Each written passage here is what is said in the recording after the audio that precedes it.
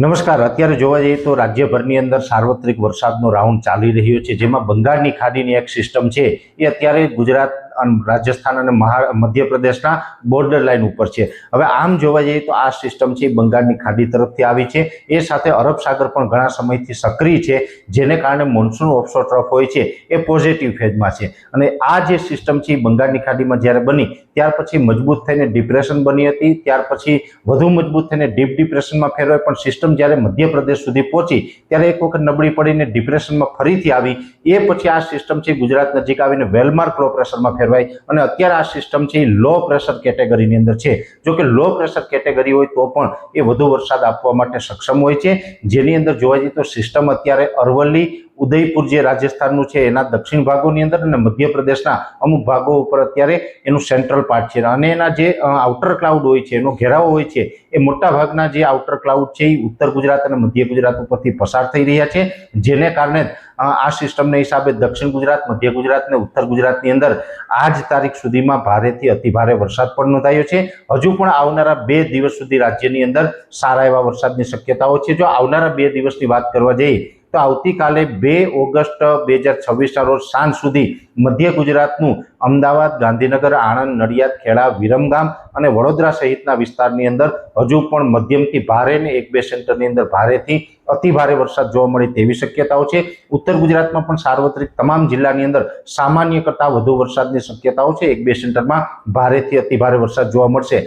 જેમાં મહીસાગર, અરવલ્લી, બનાસકાંઠા, સાબરકાંઠા, પાટણ, મહેસાણા અને વાવ-થરાદ જેવા વિસ્તારમાં તમામ સમગ્ર વિસ્તારની અંદર ભારેથી અતિ ભારે વરસાદ છે નોંધાઈ શકે છે। એ સાથે કચ્છના ભાગોની અંદર પણ, આમ તો પૂર્વ કચ્છના ભાગોની અંદર અત્યાર સુધી વરસાદનું પરફોર્મન્સ સારું છે, કચ્છના બીજા વિસ્તારોમાં પણ સામાન્યથી મધ્યમ વરસાદો છે જોવા મળ્યા છે, અને હજુ પણ આવતીકાલે 2 તારીખ અને પરમ દિવસે 3 ઓગસ્ટના રોજ 2 દિવસ સુધી કચ્છમાં પણ સાર્વત્રિક મધ્યમથી સામાન્ય વરસાદ વરસે તેવી શક્યતાઓ છે। સૌરાષ્ટ્રની અંદર પણ એકંદર વરસાદનું પરફોર્મન્સ સારું છે। જો કે સૌરાષ્ટ્રની અંદર આ રાઉન્ડની અંદર ઉત્તર સૌરાષ્ટ્રના જે ભાગો છે, જેમાં મોરબી, સુરેન્દ્રનગર, બોટાદ અને ભાવનગર જેવા વિસ્તારની અંદર એકંદરે વરસાદનું પ્રમાણ સારું રહ્યું છે। એમાં પણ મોરબી, સુરેન્દ્રનગરની અંદર ભારેથી અતિ ભારે વરસાદ પણ અનેક વિસ્તારમાં નોંધાયા છે। એ સાથે અમરેલી, ગીર સોમનાથ, જુનાગઢ અને રાજકોટ જેવા વિસ્તાર છે તેમાં હળવાથી સામાન્ય વરસાદ નોંધાયા છે। પશ્ચિમ સૌરાષ્ટ્રના જે ભાગો છે, જેમાં દ્વારકા, જામનગર, પોરબંદરમાં એકદમ સામાન્ય એટલે કે અડધા ઇંચથી લઈને 1 ઇંચ આસપાસના વરસાદ જોવા મળ્યા છે। હવે આવતીકાલે 2 તારીખ અને પરમ દિવસ 3 તારીખ એમ 2 દિવસ સુધી હજુ જે વરસાદની શક્યતાઓ છે, જેમાં મુખ્યત્વે મધ્ય ગુજરાત અને ઉત્તર ગુજરાતમાં વરસાદનું પ્રમાણ વધુ રહેશે, બીજા વિસ્તારમાં પ્રમાણ ઓછું રહેશે। જો કે પશ્ચિમ સૌરાષ્ટ્રમાં દ્વારકા, જામનગર, પોરબંદરમાં પણ આવતીકાલે 2 તારીખના રોજ હળવાથી સામાન્ય વરસાદ સંભવ છે। ત્યાં હેવી વરસાદની શક્યતાઓ નથી, પણ અડધાથી લઈને 1-1.5 ઇંચ સુધીના વરસાદ ત્યાં પડી શકે છે। એ સાથે જે સૌરાષ્ટ્રના બીજા વિસ્તાર છે એમાં પણ હવે સામાન્ય વરસાદ જોવા મળશે। એટલે 2 અને 3 તારીખ એમ 2 દિવસ સુધી રાજ્યના અલગ અલગ વિસ્તારમાં કોઈ જગ્યાએ ઓછો તો કોઈ જગ્યાએ વધારે આવી તીવ્રતા સાથે વરસાદ ચાલુ રહેશે।